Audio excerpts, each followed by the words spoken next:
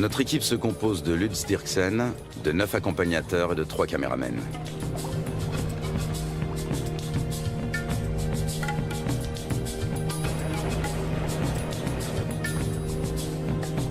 Même en pleine saison sèche, le niveau de l'eau est toujours très élevé. C'est de plus en plus souvent le cas ces dernières années. Pas un seul banc de sable isolé où les animaux pourraient prendre le soleil. Apercevoir des anacondas s'annonce difficile. Le grand anaconda, aussi appelé anaconda vert, vit à l'est des Andes, près des grands systèmes hydrologiques. On connaît bien la vie de ces serpents dans les zones marécageuses du Venezuela, les llanos.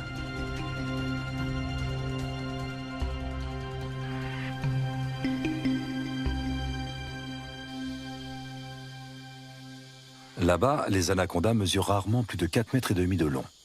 Leur proie préférée, ce sont les capybaras, les plus grands rongeurs au monde dont les dimensions peuvent atteindre celles d'un chien berger.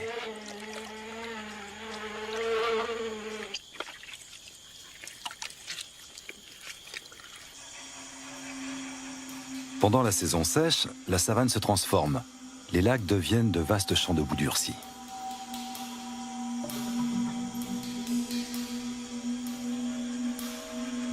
Difficile pour un anaconda de plus de 4 mètres de trouver un point d'humidité qui lui permettra de supporter la chaleur.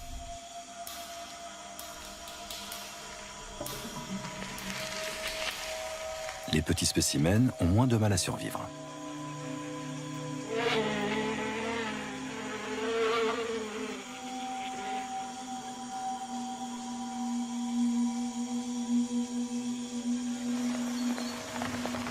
Début avril, la saison sèche touche à sa fin et les premières gouttes d'eau se transforment vite en pluie torrentielle.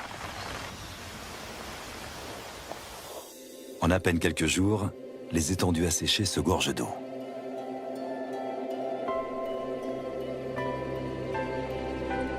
L'anaconda retrouve enfin son élément de prédilection. De toutes parts, la savane verdit et renaît à la vie.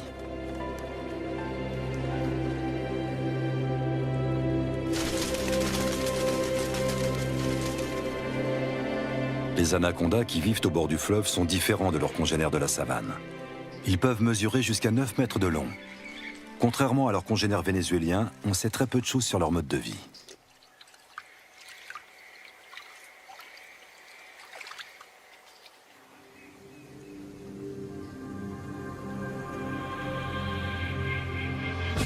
Notre première journée de voyage touche à sa fin à Riwa, le dernier village qui borde la rivière.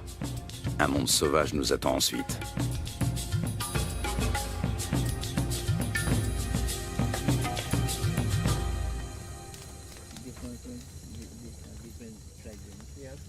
À la lueur du feu de camp, un vieux chasseur nous raconte la légende du matapi.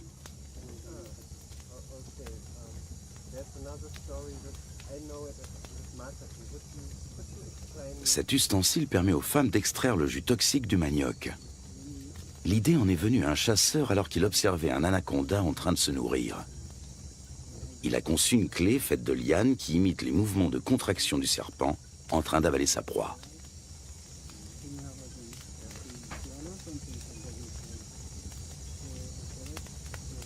Fascinant. Tout autant que le ciel qui brille de 1000 étoiles au-dessus de nos têtes.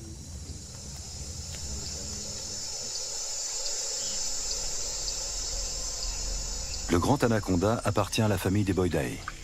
Il tue en enroulant étroitement son corps musculeux autour de sa victime jusqu'à ce qu'elle meure étouffée. Ses dents sont orientées vers l'arrière, ce qui lui permet de la maintenir, sans toutefois la découper. Il n'a donc pas d'autre choix que de l'engloutir en une seule fois.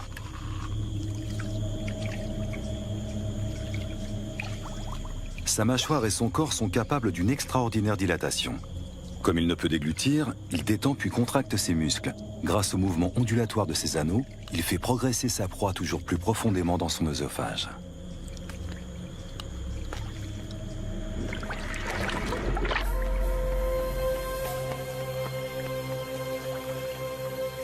Un groupe de becs en ciseaux prend son envol dans la lumière du petit matin.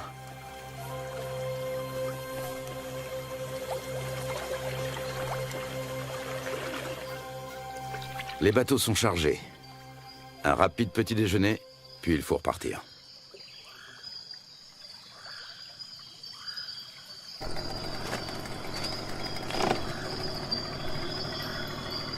Encore 3 longues journées de bateau nous attendent.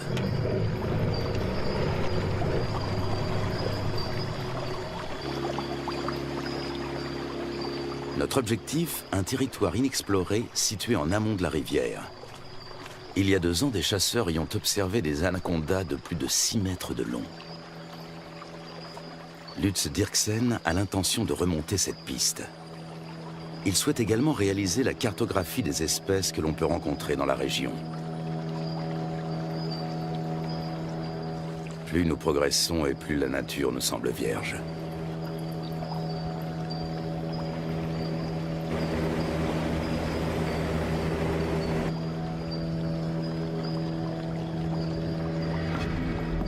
Avec un tel niveau d'eau, les caïmans noirs ont bien du mal à trouver un endroit où se prélasser. Les plus gros spécimens, eux, ont trouvé leur place au soleil.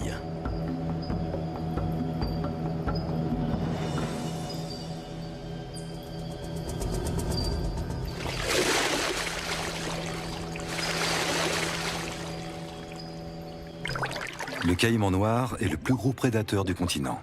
Ses mensurations, 7 mètres de long pour 100 kilos. Des écailles viennent agrémenter sa tête et son dos.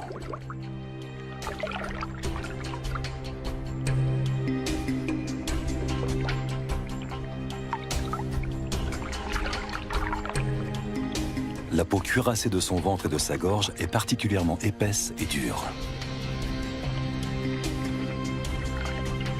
Sa mâchoire supérieure est typique de son espèce. Toute dent qui tombe repousse invariablement. Les petits points qui ornent son museau sont autant de récepteurs ultrasensibles qui lui permettent de localiser ses proies. Au fil de l'évolution, les crocodiliens, dont font partie les caïmans, ont su imposer leur domination. Après plusieurs heures de trajet, une pause est la bienvenue. C'est Lutz Dirksen qui tient le journal de l'expédition. Ses observations précises sur les espèces rencontrées lui seront plus tard d'une grande utilité. Notre campement sur la rive a éveillé l'intérêt des caïmans. Prudemment, mais non sans une certaine curiosité, ils viennent y voir de plus près.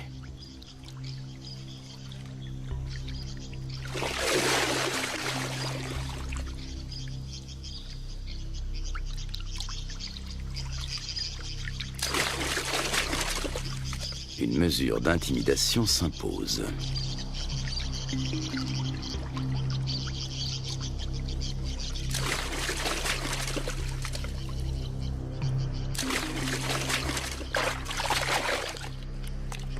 Dans l'eau, le caméraman se fait tout petit.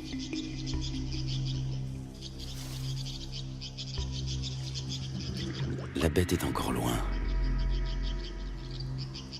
Comment l'attirer sur un banc de sable pour mieux l'observer? La prudence est de mise. Le caïman commence par suivre le comportement des vautours. Une fois sûr qu'aucun danger ne menace, il vient récupérer les restes de repas que nous avons disposés en guise d'appât.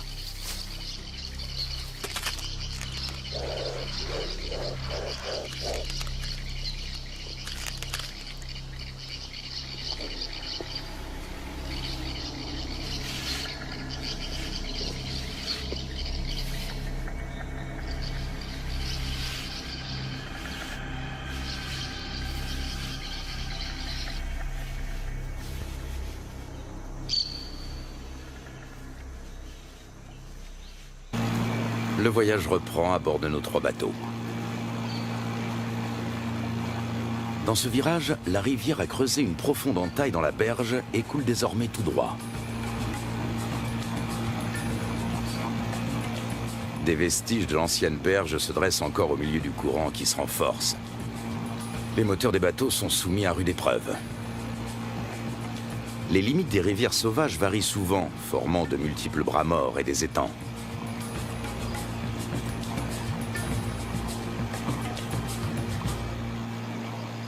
L'après-midi suivant, nous croisons une famille d'otaries géantes. Les Indiens les attirent grâce à un cri bien particulier.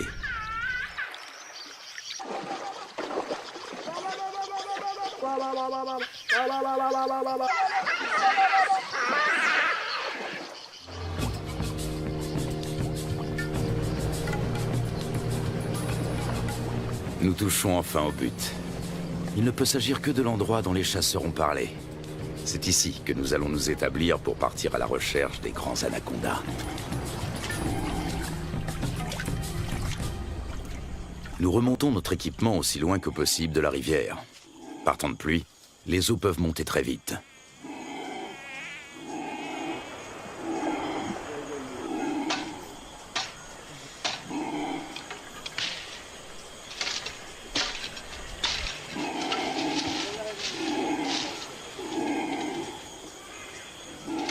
Sous les cris de protestation des singes hurleurs, nous installons 4 bâches imperméables.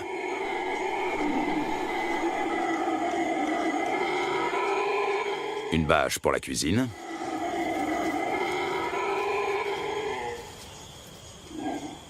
Une pour l'équipement de tournage. Et 2 pour nos hamacs. Nous savons que les serpents et les scorpions aiment se glisser dans les poches et les bottes des hommes.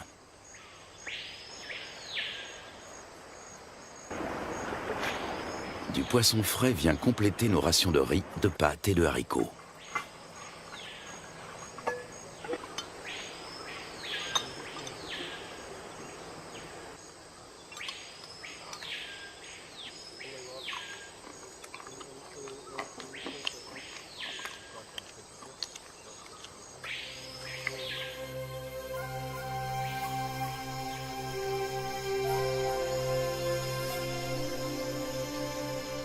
Nous sommes en route depuis maintenant plusieurs heures.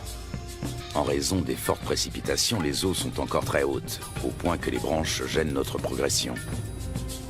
Les animaux n'ont pas besoin de venir à la rivière pour trouver de l'eau.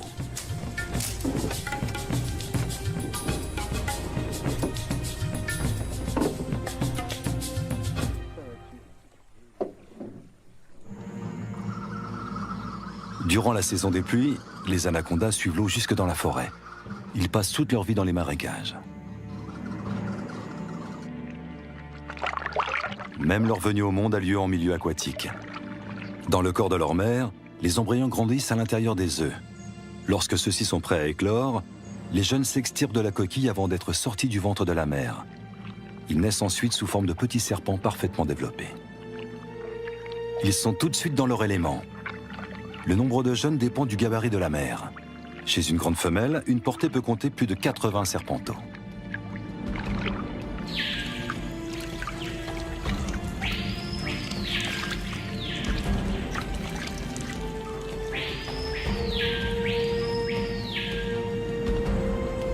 Selon les légendes indiennes, les petits dévoreraient leur mère.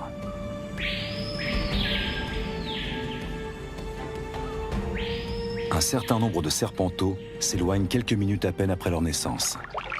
Ce sont déjà des prédateurs à part entière avec un redoutable instinct de chasseur.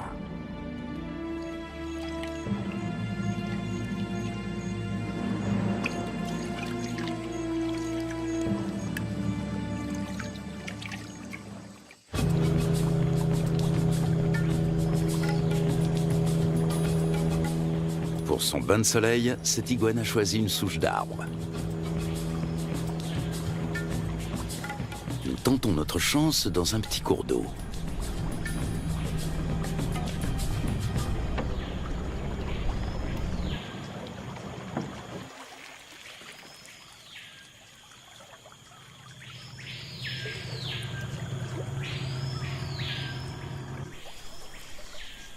Aux aguets, notre capitaine a repéré un mouvement et attrapé le responsable.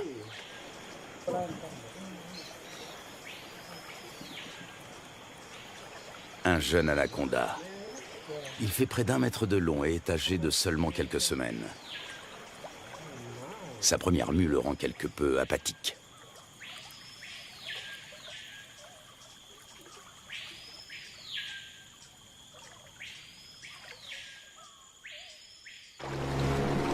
De retour à bord du bateau, le soleil se fait brûlant. La saison sèche semble enfin arriver. Il faudra toutefois attendre plusieurs jours pour que le niveau des eaux baisse.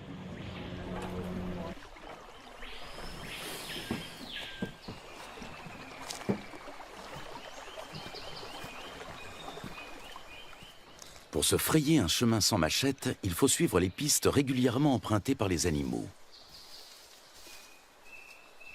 Voici un boa constrictor.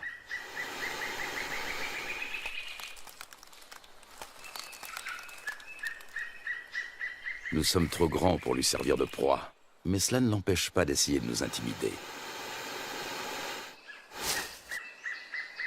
Lutz Dirksen connaît bien le comportement des serpents. D'une main experte, il attrape doucement mais fermement l'animal derrière la tête. Le boa constrictor est un cousin terrestre de l'anaconda. Celui-ci mesure près de 3 mètres. Il s'agit clairement d'une femelle.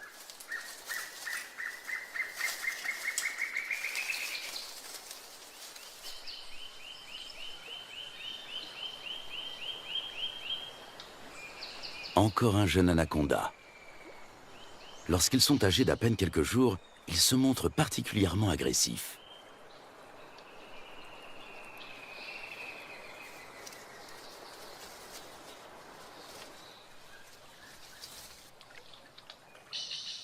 De retour au camp, Lutz Dirksen complète son journal.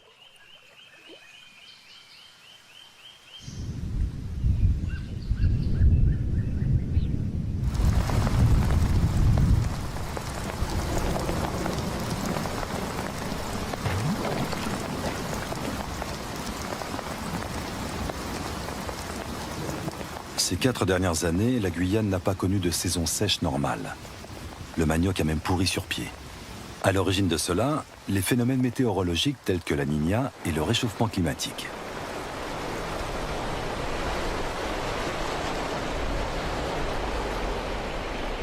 Des pluies torrentielles viennent grossir les cours d'eau.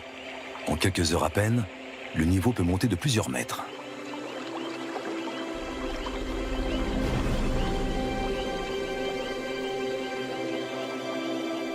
Les forêts qui bordent les rivières ont l'habitude de ces caprices saisonniers.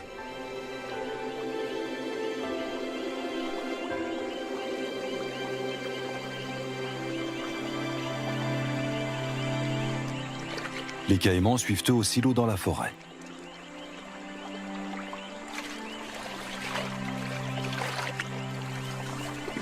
Même le tapir trouve de la nourriture sous l'eau.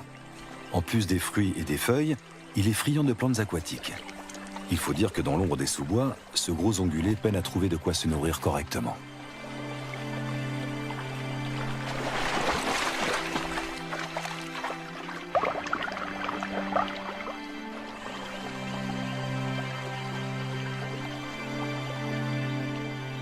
D'autres, en revanche, tentent d'éviter l'eau.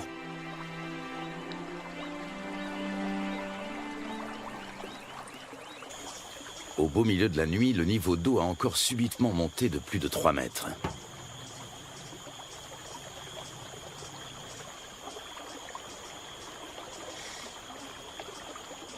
Nous sommes parvenus à mettre en lieu sûr la plupart de nos provisions, et surtout nos bateaux.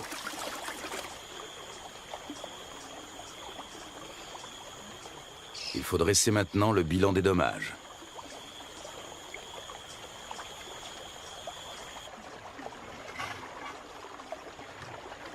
Tout est humide, voire trempé. Même notre matériel de tournage doit être séché.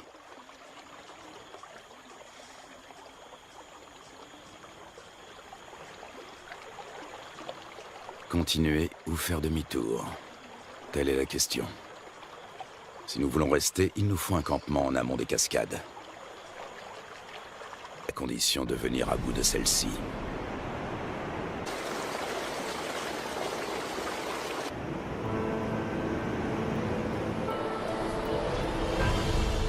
Rapides et cataractes sont fréquents en Guyane. Ils forment un habitat aquatique à part.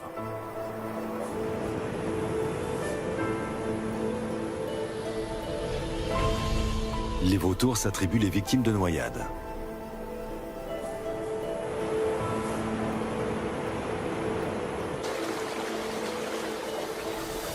Dans les zones plus paisibles, les hérons se régalent d'escargots et de petits poissons.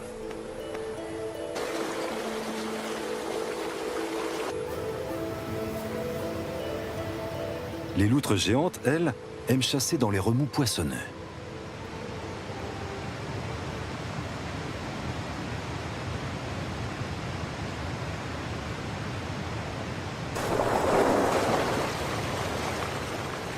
C'est là également que l'oiseau serpent vient pêcher de petits silures. Nous sommes sur le territoire du jacara, la seule espèce de caïman qui évolue dans ces eaux torrentielles. Il est nettement plus petit que le caïman noir.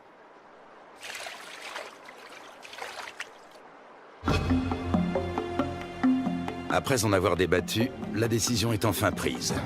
L'équipe va se séparer. Un bateau va prendre le chemin du retour. L'équipe de tournage, accompagnée de 6 des guides, va relever le défi et continuer la route vers l'amont. Impossible de savoir ce qui nous attend. Peu de gens se sont déjà aventurés au-delà de ces cascades. Pour y parvenir, il nous faut des troncs d'arbres. Ils vont nous servir à faire avancer les bateaux tout en protégeant leurs coques. Chacun d'entre eux pèse près de 300 kilos.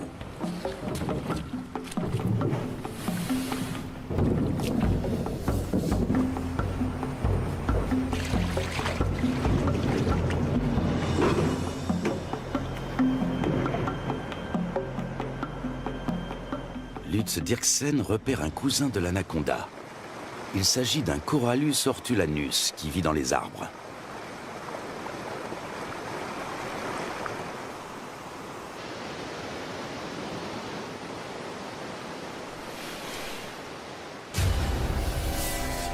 Ce boa de couleur verte est connu pour son agressivité, mais fort heureusement, il n'est pas venimeux. Lorsqu'il attaque, il se cramponne à sa proie.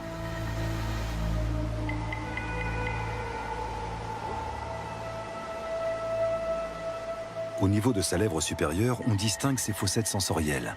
Il s'agit de détecteurs de chaleur qui l'aident à repérer ses victimes, même de nuit.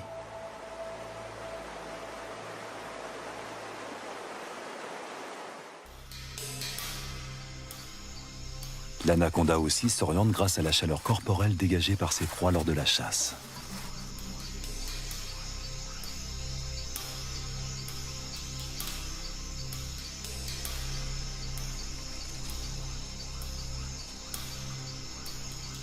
Peut-être distingue-t-il le paca comme à travers une caméra infrarouge.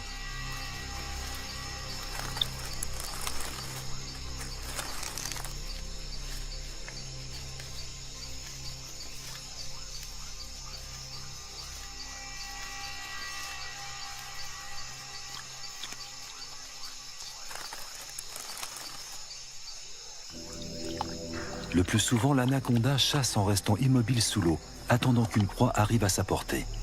Seul son nez et ses yeux dépassent discrètement de la surface.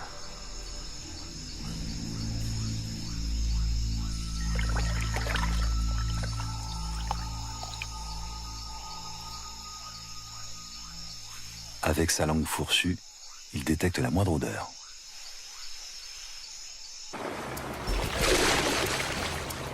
Nous progressons bien plus péniblement que nous ne l'avions imaginé. À la cascade succèdent des rapides, puis une nouvelle cataracte, puis encore des rapides.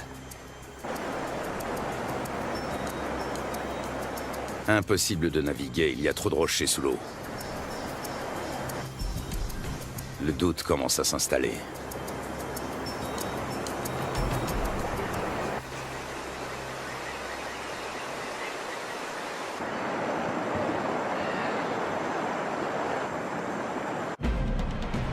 Dans le cours supérieur, les eaux sont particulièrement impétueuses.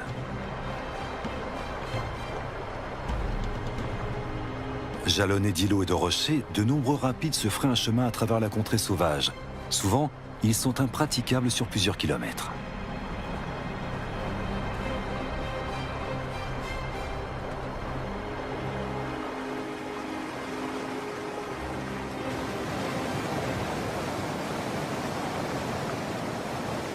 Les jacaras ont compris que les poissons leur tombent directement dans la gueule pour peu qu'ils se placent au bon endroit.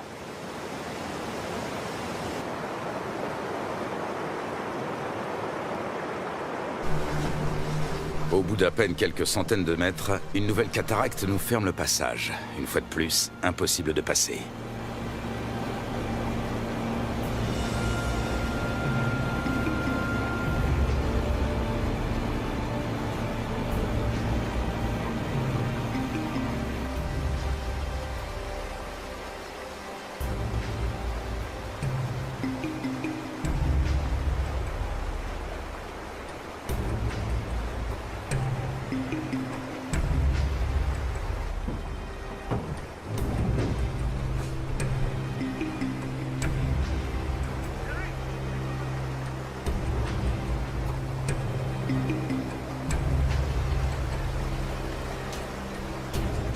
Nous progressons lentement. Souvent, la voie se referme et il faut rebrousser chemin pour tenter notre chance dans un nouveau bras.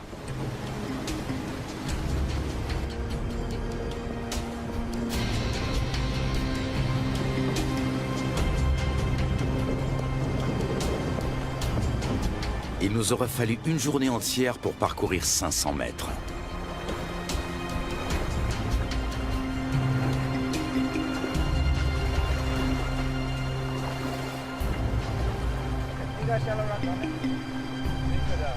Alors que nous nous apprêtons à renoncer, le fleuve change de visage pour redevenir enfin navigable.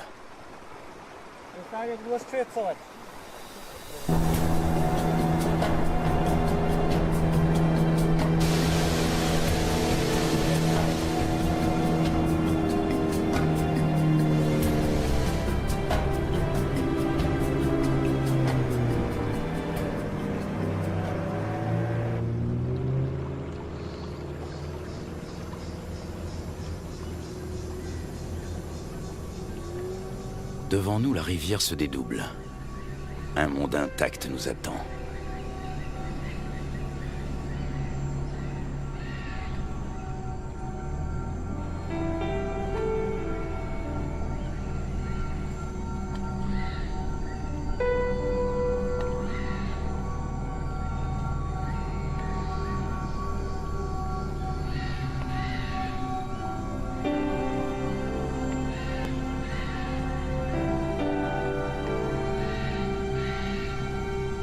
Le lendemain, un nouveau campement est monté. Cette fois, nous espérons être à l'abri des eaux.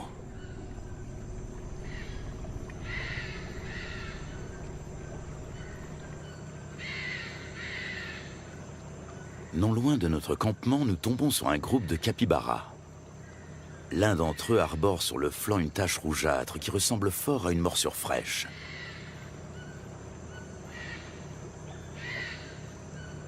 Les rongeurs ne semblent pas gênés par notre présence. Ailleurs, ils se montrent plus farouches. Ici, ils ne redoutent que le jaguar et l'anaconda. Et puis, au milieu d'un enchevêtrement de branches, il est là, immobile. Il a pourtant perçu notre présence depuis un bon moment.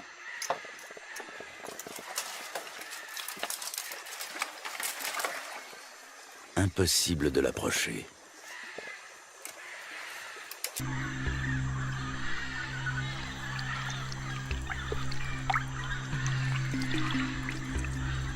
L'accouplement peut durer jusqu'à 4 semaines.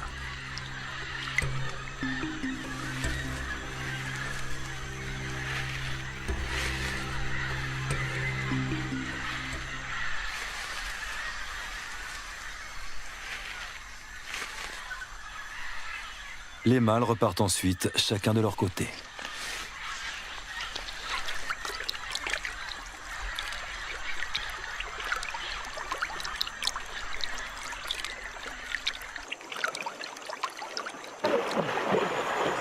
Soudain, nous faisons une découverte de taille.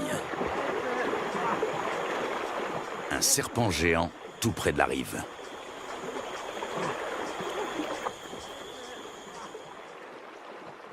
Même à 4, nous avons du mal à le maîtriser.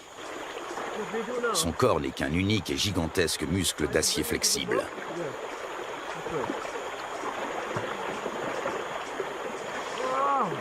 Il doit avoisiner les 200 kilos. Il s'agit d'une femelle.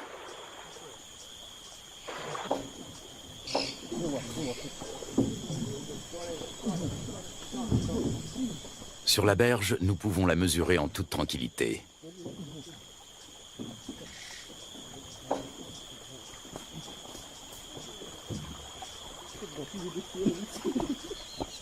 Un sac sur la tête devrait la calmer. Un moyen qui a fait ses preuves.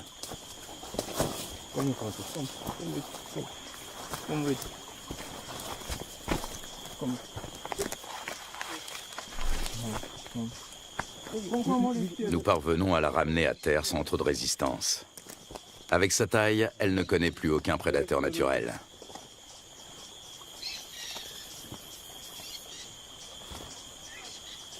Certes, elle n'est pas venimeuse, mais elle sait se défendre.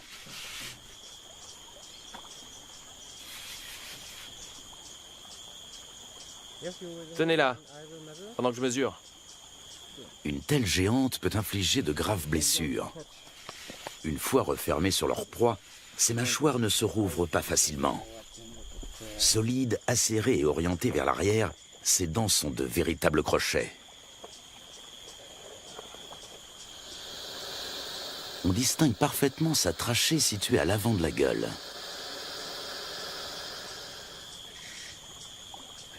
Elle lui permet de respirer pendant qu'elle avale lentement ses victimes.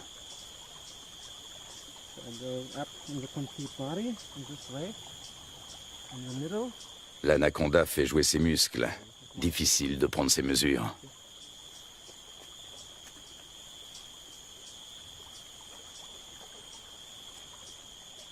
Cette femelle est nettement plus imposante que tous les autres anacondas que nous avons rencontrés au cours de notre voyage. Lutz doit s'y reprendre à plusieurs reprises.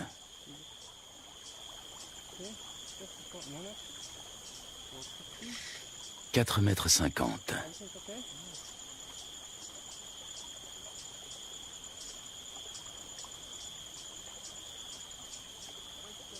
« 5,70 m. La bête mesure près de 6 mètres. Un sacré morceau.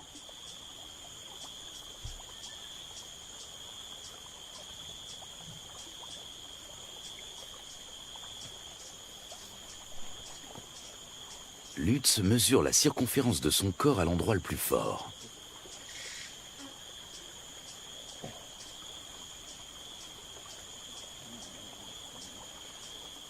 « 63 cm. Il s'assure que le dessin de ses écailles correspond bien aux descriptions scientifiques du grand anaconda.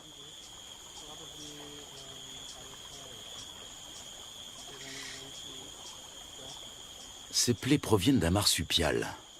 Il arrive que l'anaconda se...